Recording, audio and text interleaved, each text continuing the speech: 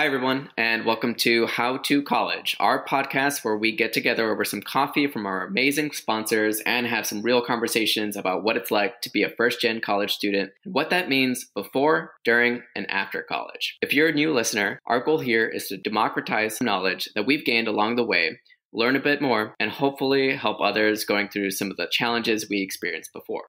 Today, we'll be discussing the topic of majors and getting the perspectives of some first-gen friends on how they dealt with the topic in different phases of life. So, before, during, and after college. To preface, this is something that a lot of students struggle with in general, and that first-gen students in particular have on their plate in addition to the many other things that we talk about. Picking a major is a huge milestone and opportunity for people to explore something interesting to them. With that being said, let's dive in.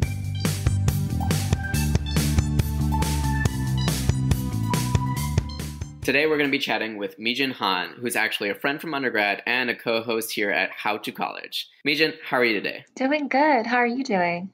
I'm doing well. Why don't you actually give the audience a chance to get a little bit more acquainted with you? Hi, everybody. Thank you so much for having me on the podcast today. I went to Rice University with rest of the three hosts, and after that, I also went back to Rice University and got my master's in accounting, and I currently work as a financial due diligence associate, working in the mergers and acquisition space, advising our clients on anything related to transactions. I'm really happy to be on the podcast today, and I hope conversations that we have today and in the future can really help you through your journey before, during, and after college, especially for the first-gen students who may really need this extra information to help them along the way.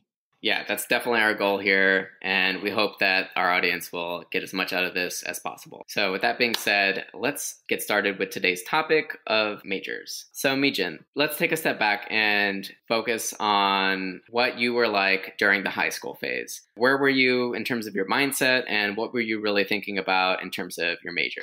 Well, to be 100% honest, I was a pretty stubborn kid. So growing up, even before high school, I loved reading and especially fiction books.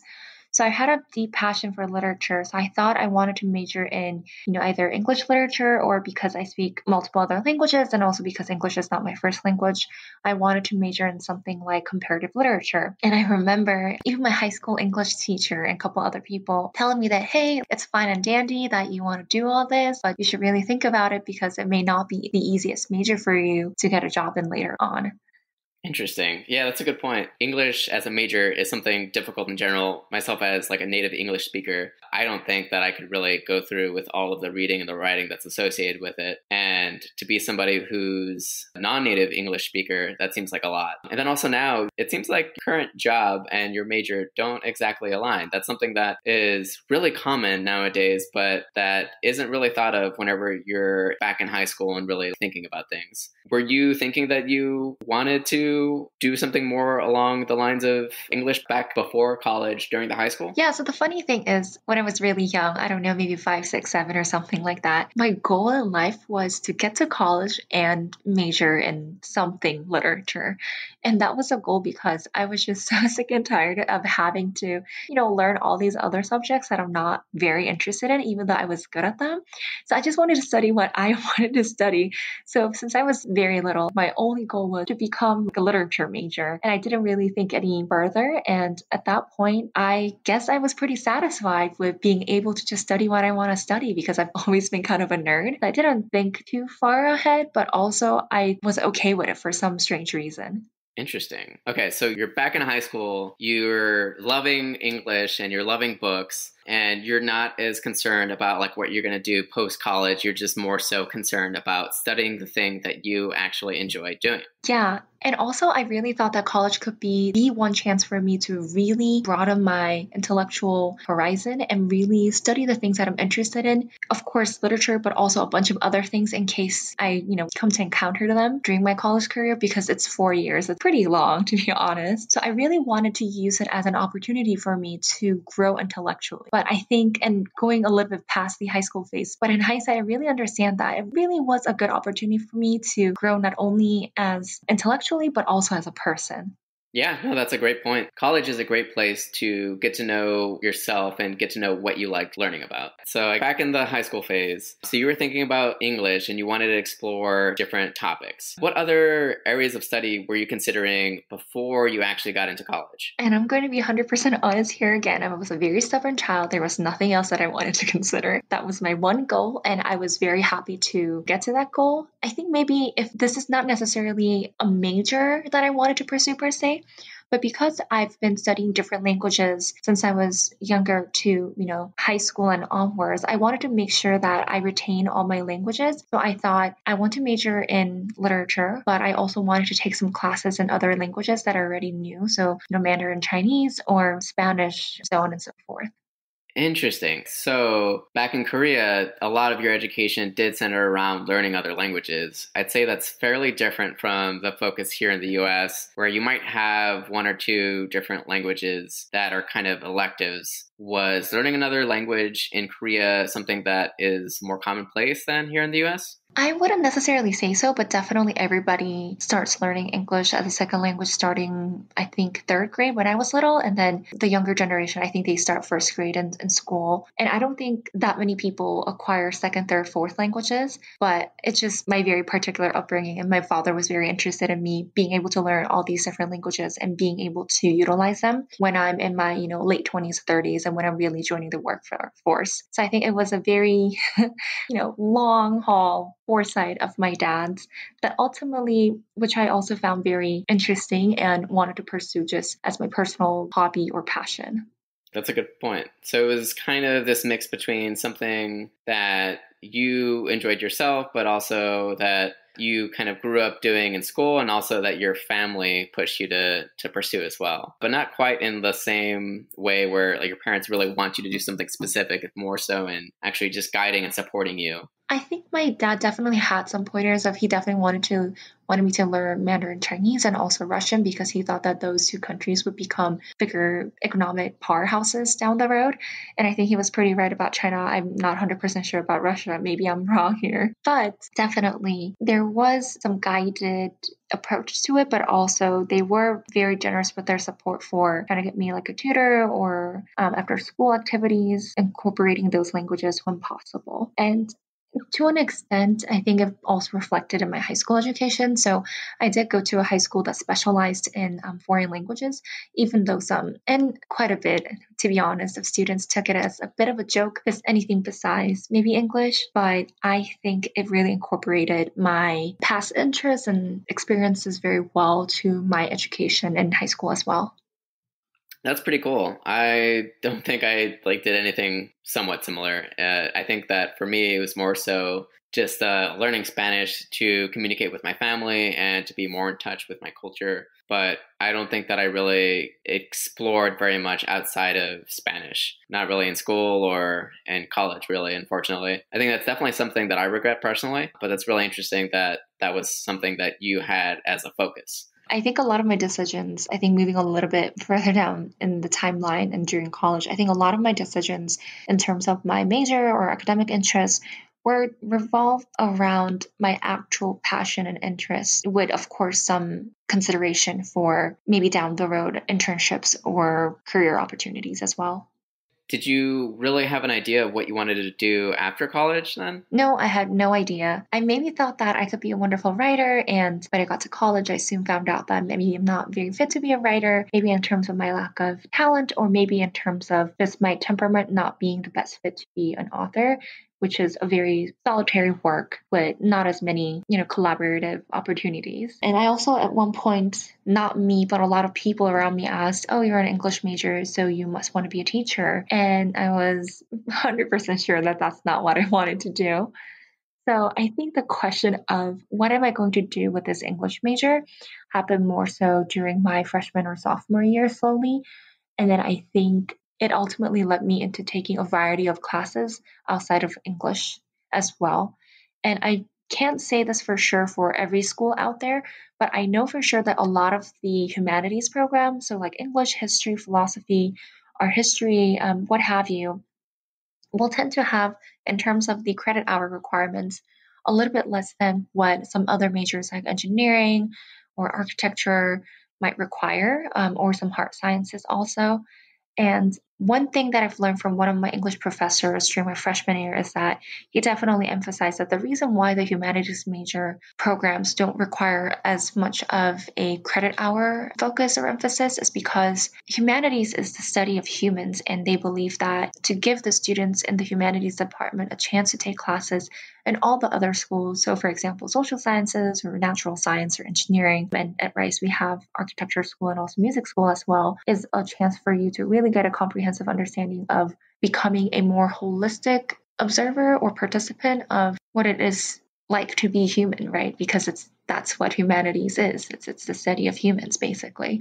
And I really believed in that all throughout my college. So I made sure that even though I was majoring in English and I was very focused in it, to make sure that I actually take at least one class from every single school at Rice. I think the only school that I ultimately failed and couldn't take a class at was the architecture program. I had some conflict with another class that I really needed for my major. So I definitely did try to explore more, and I was hoping to find some kind of, shall I say, calling for my down the road career, or even short-term internships or something like that.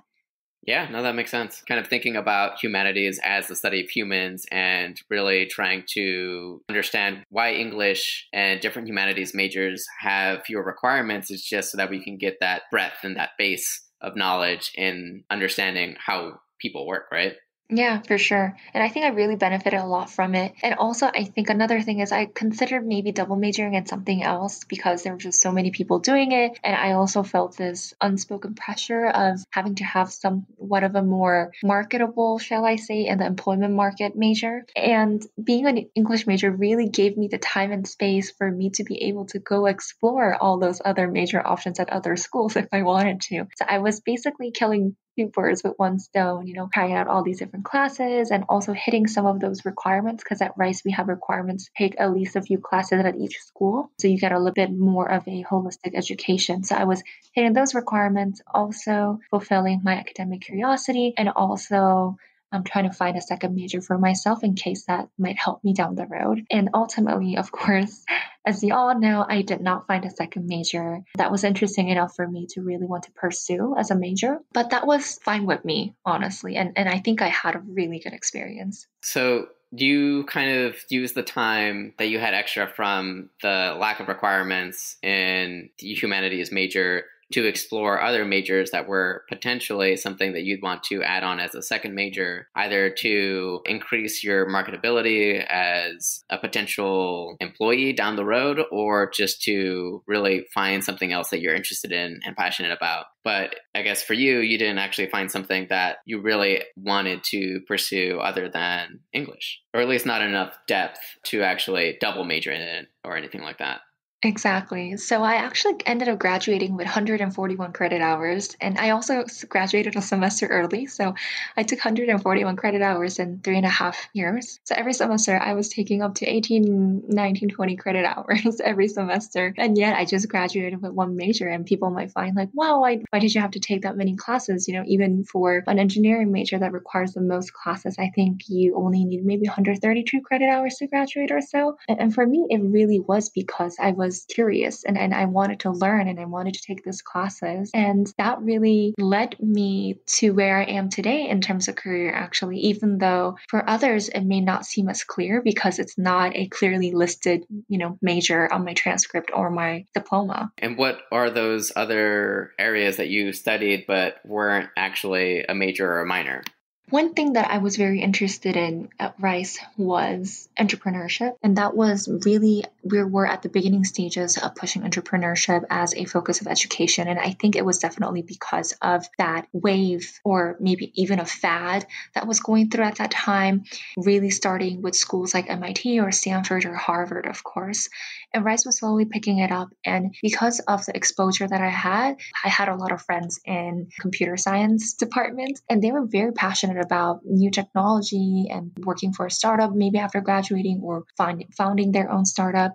And because of the exposure that I've already had, I thought that this could be something very interesting that I could learn more about. So I actually took every single class that was offered for undergraduate related to entrepreneurship when I was a student there, even though I wasn't going to start a company right after school, or even though I wasn't a computer science major or anything like that, or an engineer who had a marketable technology in hand at the moment. But that really opened up my eyes. And also, I was trying to pursue a minor in business. I think I graduated with like maybe a class short. That was a bit of a pity, but I wasn't going to attend Rice for another semester and pay that much money again just to, add that minor to my degree. But I did take every single class except for one required for the business minor. And so my education coming from the entrepreneurship aspect and also the foundational classes that I took as a business minor, quote unquote. And also I did take a few classes at the engineering department and also natural science department to fulfill my distribution, which is the holistic education requirement that we have. And some of the classes that I took really opened my eyes of these cross section between design and problem solving and some of the foundational ideas that we talk a lot about in humanities or even social sciences, and how it could be marketed for people out there who could really benefit from these new products or services that have yet to exist today. There was no entrepreneurship minor, and there was a business minor, but you were one class away from the business minor, and you took every entrepreneurship class that Rice had. Yes, so I took all the required classes for business minor, and on top of that, I took all the entrepreneurship classes. And this was all just from talking with some friends who were in the computer science department. Yeah, and they were really passionate, especially one friend, after graduating, he ended up working for a company that now we all know called DoorDash. And he joined when nobody knew about this company. He was maybe the third or fourth engineering hire, and he was very heavily recruiting with companies out in Silicon Valley and a couple of other people really participating in different, hackathons or design challenge competitions on campus. And I think that really was my way of getting my feet wet in all things entrepreneurship. So you had some friends that were doing computer science and were really interested in entrepreneurship, and that kind of grew your interest within the same subject. Yeah, I really liked it because it felt like it was a chance for me to really bring some new idea and something that hasn't been done before to the market in a very realistic and also productive way, shall I say. And also it allowed me to work in a collaborative environment with different passion and talent. Because when I was an English major, a lot of my experience, even though I really loved it and I still have no regrets majoring in English, your experience is more so you read your book on your own before class and you think about your opinion on the book or different parts of it. You go to class, you have a discussion, and then you go back and you write your own paper. And of course, you dare not write it with someone else because then you get close to those like plagiarism issues. So coming from the more you work on your own and you grow your analytical ability to taking those more collaborative classes as a part of my business minor and also entrepreneurship classes really opened my eyes to how I could use my, soft skills or writing skills, communication skills, analytical skills, and work in a collaborative environment with people who have different strengths and talents than I do. So you had the English major, which was this work on your own, not really working together. You read the books on your own, you write the papers on your own, and you might discuss them during class. And you also got a lot of experience with entrepreneurship, which was a lot more collaborative, a lot more hands-on, and really working with other people to build something together. Yeah. So basically, if someone ever had a chance to look at my transcript, they would say, wow, this is a little bit odd. I know that it says she's an English major, but seems like she took all these classes, related to business, or she took all these classes related to entrepreneurship. And also every single semester, I think, except for maybe my last one, I was taking Spanish, for example, every single semester without fail. And that also would take up about anywhere between 3, 4 to sometimes if it included labs and things like that, 6 credit hours of my time. And I took quite a bit of linguistics classes and a bunch of other things that I just found interesting. In that case, you did get a lot of exposure to different majors as you went along, but this was just on your own terms as you explored. Can you talk a little bit more about distribution requirements? And you mentioned that earlier. What exactly are those? Yeah, so at Rice, we had this thing called distribution requirement, which means that you are required to take at least a certain number of credit hours of classes at each academic department or school. So for example, even if you are a history major or even if you are a math major, you would need to take at least a few classes in the humanities department, the social sciences department, the engineering department. And I think it's the school's attempt to provide a bit more of a holistic education experience. And I know that a lot of schools do it in different ways. I know that, and if I'm wrong, please go check the website of these individual schools. But I know that, for example, UChicago for undergrad, they have actually core curriculum requirements for the undergraduate students. It's not even, you get to pick and choose whatever class you want to take within that, department, humanities or engineering or natural science, but more so everybody needs to take A, B, C, D, E, F classes their freshman or sophomore year. Or I've also even heard of some schools that have a set list of classes that's available for purposes of fulfilling those educational requirements. And you have to choose within that. And I think one thing that I really liked about Rice, not trying to sound too biased here, but was the fact that you were given a little bit more freedom in terms of the classes that you could choose. Because yes, a lot of the students would, of course, go for the slightly easier 100 level classes if they're not majoring in a certain discipline, because of course it could be a little bit challenging if you are a non-English major. I'm trying to take a 300 level English class with intensive writing requirements. So a lot of students will take lower level, but I definitely remember some students who just personally had a passion for a particular subject or came with already a great experience and resources that they had to tackle those higher level classes in various disciplines, and would take those more challenging classes even for the sake of just fulfilling distribution requirement. Yeah, that's really cool. I mean, honestly, those were something that I didn't really have any issue with as well. I just kind of had distributed array of interests, so it kind of worked itself out as I went along. Did you find that you had any trouble in meeting those requirements, or was that just something that you met along the way, exploring your interests as well? I think for me, it wasn't too hard to meet it. And I think it definitely worked out because I was trying to figure a lot of these different things out. But of course, there was a little bit more challenging disciplines, shall I say, because I wasn't necessarily exploring too much in the engineering department or natural sciences department, just because of my just lack of interest in those fields. But there were always some classes that would pop up that would be really interesting that helped me fulfill those things. For example, I took chemistry of cooking, and it was the very first iteration of the class. And it was a class in which you could learn the scientific reasoning behind a lot of the things that we do in the kitchen when we cook and bake, and also learn how to cook and bake at the same time. So we would learn things like Maillard reaction or osmosis and things like that, while we learn about various things like how to cook a steak or how to make macarons or how to use newer technologies into making all these deconstructed dishes that will bring different textures to different flavors by using different scientific techniques. Actually sounds like a lot of fun, being able to explore the science of cooking and actually making sure that you're cooking. For sure. Yeah, I took Chef Roger's course. I think it was just called Cooking with Chef Roger, but not really a lot of science in there, more so just an emphasis on cooking.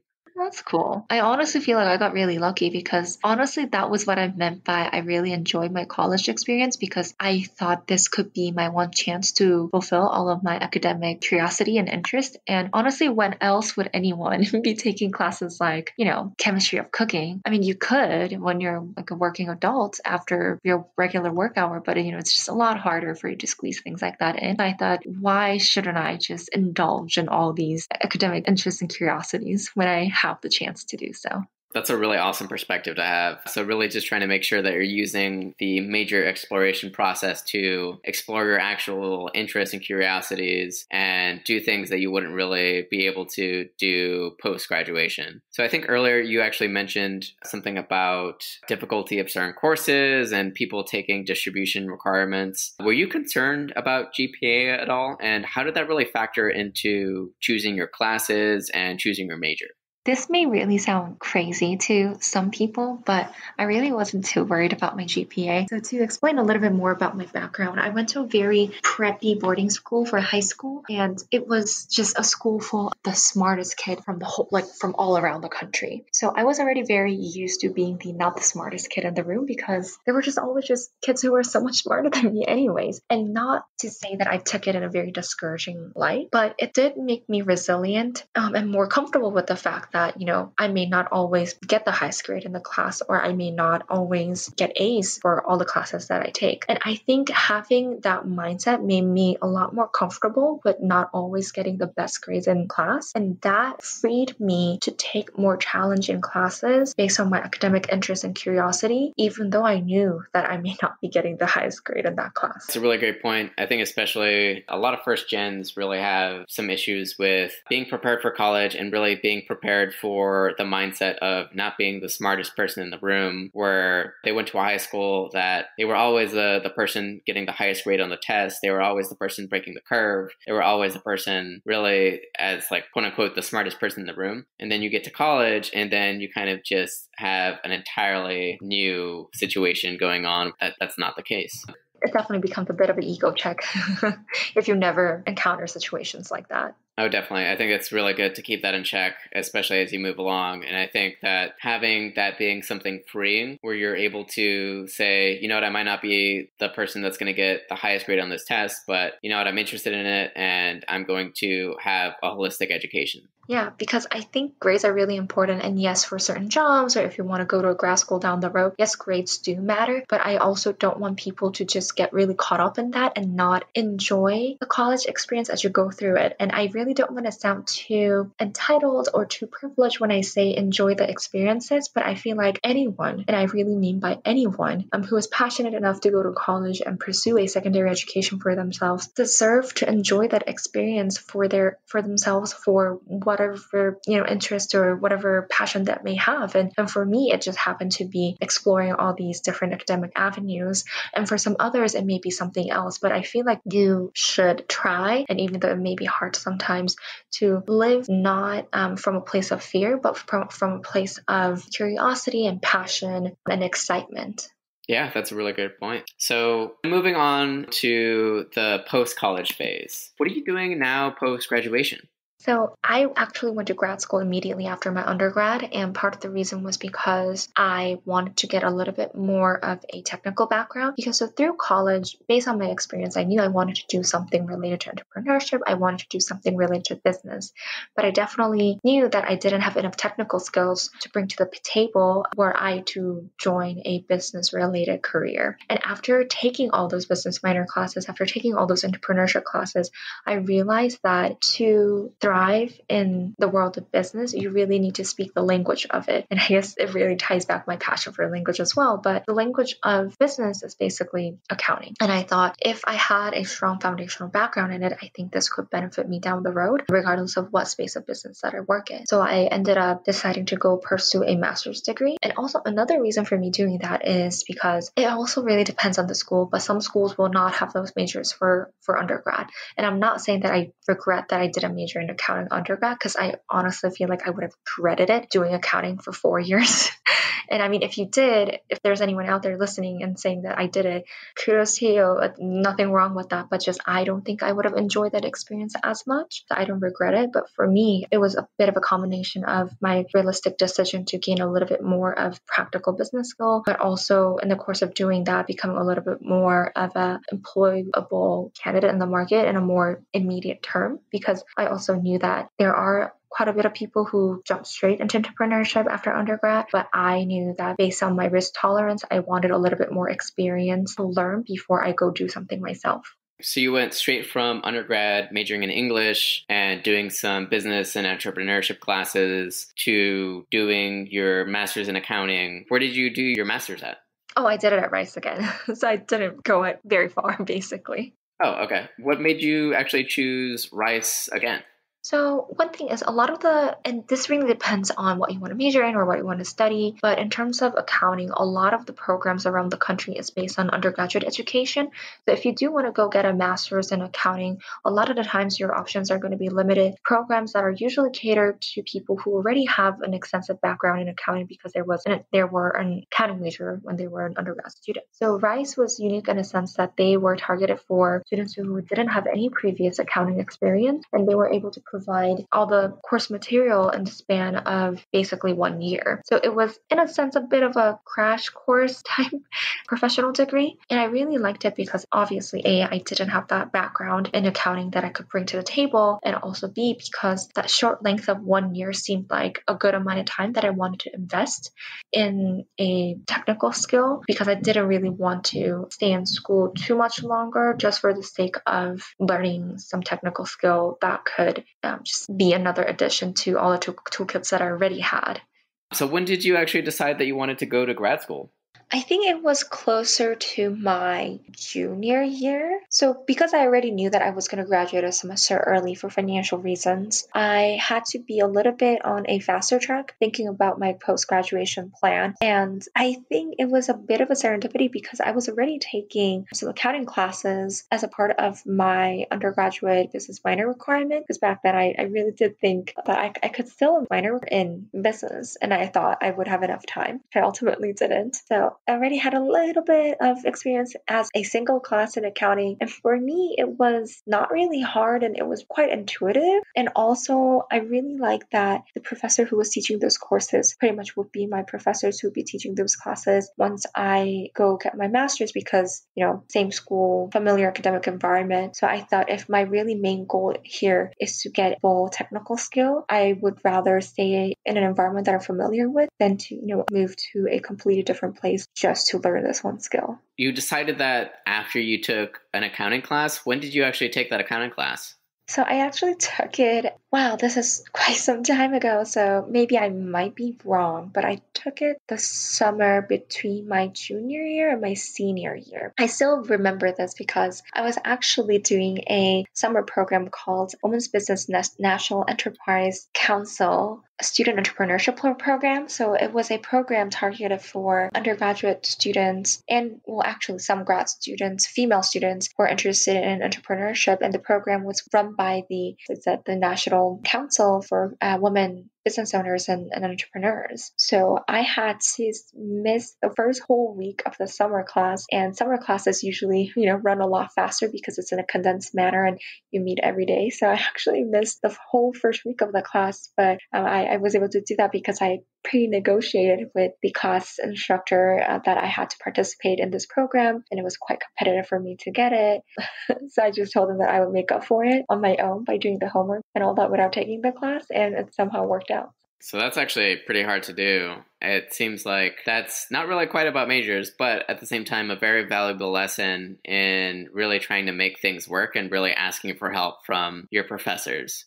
Yeah, I honestly didn't even know that it would work out because I still remember you needed a recommendation from a faculty member to even apply for that program. And I just asked one of my marketing professors, and with whom I only took one class because only one class was required and offered for undergraduate when I was at Rice. And he was kind enough to write a recommendation letter for me to apply for the program. And then I got accepted, and the rest is history. So you got the letter of recommendation from who? I forget his name, but it was a marketing professor at Rice, and he taught me marketing class for the undergraduate business minor students. So it really was like what you said about asking for help and really being comfortable with that, because at the end of the day, the worst they can say is no. That's a good point. So that you took your marketing class senior year and you asked for the letter of rec, and you took the accounting class between junior year and senior year. Oh no, I took that class, I think during my junior year. So that was why I asked for that program. So during the spring semester of junior year or something like that. And then I asked for his recommendation letter for the program. Like, when did you decide that you wanted to do accounting as grad school? So the summer between junior and senior year. So you had just asked for a general letter of recommendation for grad school, and you were just applying to different grad schools, or what was that like? Oh, no. It wasn't for the grad school, but it was for the entrepreneurship program because I was interested. But that was possible because I was already pretty plugged into the GO-C system at Jones School, which is a business school at Rice. So I was comfortable enough to ask for stuff like that. And it all worked out in the end. And also the reason why I was pretty chummy with the marketing professor was because at one point I thought I was going to pursue a career in marketing. So honestly, if I put the story in a more chronological light, it was a little bit more topsy-turvy than I make it sound to be. As a I English major, I loved it, but I was a little bit concerned about what I would major in. So I tried out different things like PR and marketing, things like that. And I actually did quite a bit of internship during the semester, which was very helpful for me to not only put some things down in my resume, which is good when you want to get a job down the road, and also B, it was very helpful because I could supplement the living costs that I had when I was a student. It wasn't like you went through with English and then decided you were going to do business and then you were like, accounting, I'm going to do accounting. So it was a little bit more like you taking business classes, talking to professors, and really seeing what it's like to work in different fields. And then you decided you wanted to do accounting. Basically. And I think that's why that exploration phase was super helpful for me. When did you actually start looking for jobs then? I started looking for jobs my fall semester of senior year. And my timeline is also a little bit different from everybody else's because I graduated a semester early once again. And I did that with the intention of going and getting my master's in accounting. And through the master's of accounting program, we had a pretty set in stone system of getting the students employment opportunities at Big Four accounting firms. Okay, so you started thinking about jobs during your senior year before you did the accounting program. Was that after you knew that you wanted to do accounting? Yeah, it was after. You had to pretty much be sure that you're going to do the Master of Accounting program for you to even be able to participate in that recruiting effort with those Big Four accounting firms. During your senior year, did you consider jobs or did you just only consider grad school? I considered jobs a little bit, but not very seriously, because at that point I thought maybe I could do PR or marketing. But after having done various internships in PR and marketing, I have realized that the field is a little bit too qualitative for my liking. Even though I was an English major, I wanted a job where I could have some balance between quantitative and qualitative aspects.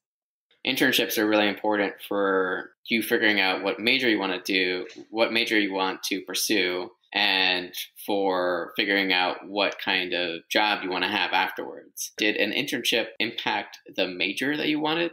I wouldn't say there was an internship that necessarily impacted the major I wanted to do, but the internship experience definitely made me realize the things that I do want to do or I don't want to do. And it's not even in a broad stroke, like I don't want to do this job or I do want to do this job, but more so that this kind of aspect of certain jobs I did not like. So I could tell myself, for example, oh, I do not like jobs that are too qualitative. Or I could say things like, I do not like jobs that are too long-term project-based, things like that I could learn over time by doing different jobs and different internships, basically. So I think one thing that maybe I should have made a little bit more explicit while talking about this is that your major doesn't really have to be a determining factor of what kind of job you get down the road, and not even should be a determining factor of the kind of internships you get down the road. And I say this because statistically, there are a lot of proof saying that, for example, only about 30% of the people out there work in a field that is directly related to what they majored in. And not saying that it's wrong to work in a field that is directly tied to what you majored in. But what I'm saying is it is okay for you to explore different venues to really find out what works for you. And I'm not trying to sound too cliche by saying, oh, follow your dreams, do what your heart desires, but more so along the lines of it's okay to try different things out in college and to come to a conclusion, or somewhat, it could even be a midway of a conclusion of what you might want to do and take that on as your first job out of school. I think that's an excellent point. Your major does not have to equal your internship. Your major does not have to equal your job, especially at a liberal arts-esque school like Rice, or especially at any liberal arts school itself. It's really hard for you to find a job that actually builds off of your major, or a job that actually is your major, since it may build off of your major, but it might not match it exactly. Even then, you can also pivot and, just as you did, and go from English to accounting to business. For sure. And I think that should be more of a reason for students like high school students or current college students to not stress too much about picking a major and tying it immediately to employment. Back to kind of majors and what your job is now. What exactly is your job now? Like, what do you do on the day-to-day? What do you like broadly and on the day-to-day? So I work as a deals professional, which means I work in the mergers and acquisitions space. So it's basically of buying and selling companies. So we work with clients. So sometimes it could be a big corporation. I'm just going to insert some blank names, but I do know that these companies have these investments. For example, Apple or Google or Nike or Coca-Cola, they will all have their corporate development arm. So basically there are these departments within a company that will go out and buy other companies to make a part of their own company or sell portions of their company for various strategic reasons. Or I sometimes work with private equity clients. So these are funds that basically raise capital from various high net worth individuals or institutions like hospitals or teachers pension fund or school endowment. And they take that money and invest on their behalf, usually in the form of equity of other companies. So you work in the deal space of mergers and acquisitions. Mergers are two companies kind of merging together to one. Acquisitions are one company buying another company in order to fulfill its goal somehow better.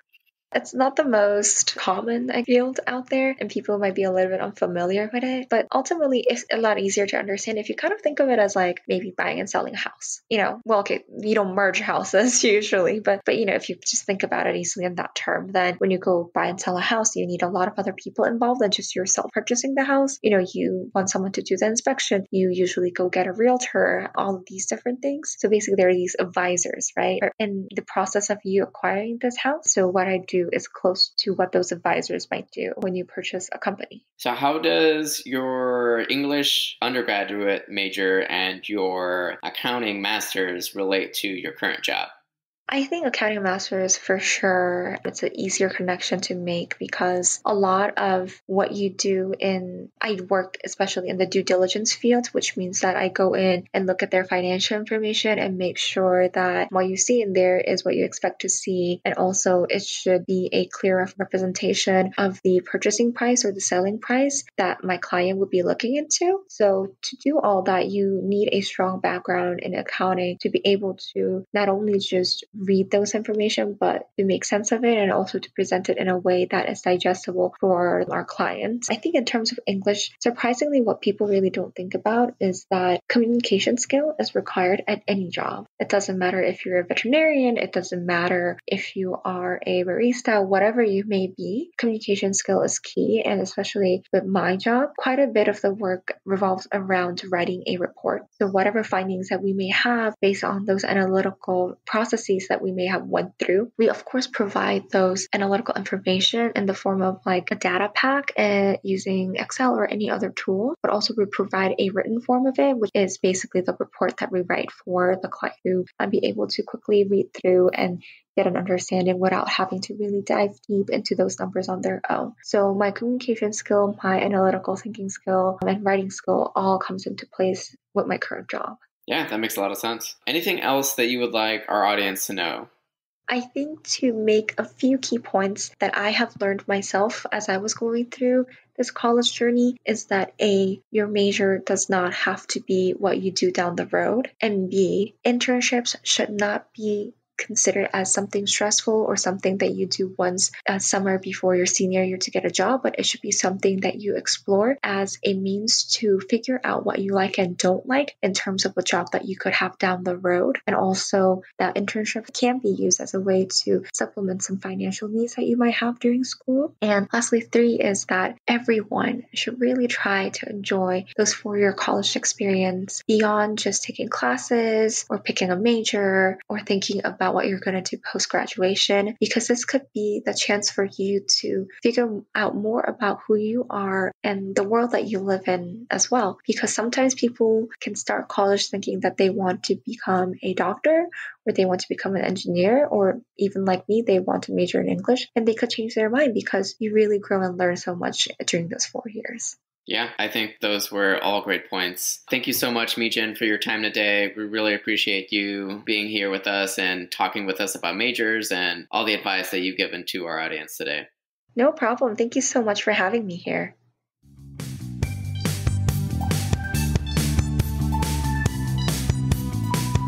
As you heard today from our guests, picking a major is a very vague and tricky thing. It's different for everyone, and it also tends to be particularly difficult for first-gen students. There tends to be less exposure to different areas of study and work. On top of this, many students feel unprepared for the academic rigor, which can add a lot of stress to the situation. Above all, remember to do your best, stay calm, and try to enjoy the process. Reach out to friends, relatives, and even strangers on LinkedIn. You're not tied to your major for life, but it can be a way to explore an area of interest while gaining marketable skills for the future. This is a lifelong process that many people have to revisit throughout the years, and knowing that can make things a bit easier. We'll have some resources on our website, so feel free to check them out and send us your questions and feedback. We want to hear what you think, what you're struggling with, and how we can help.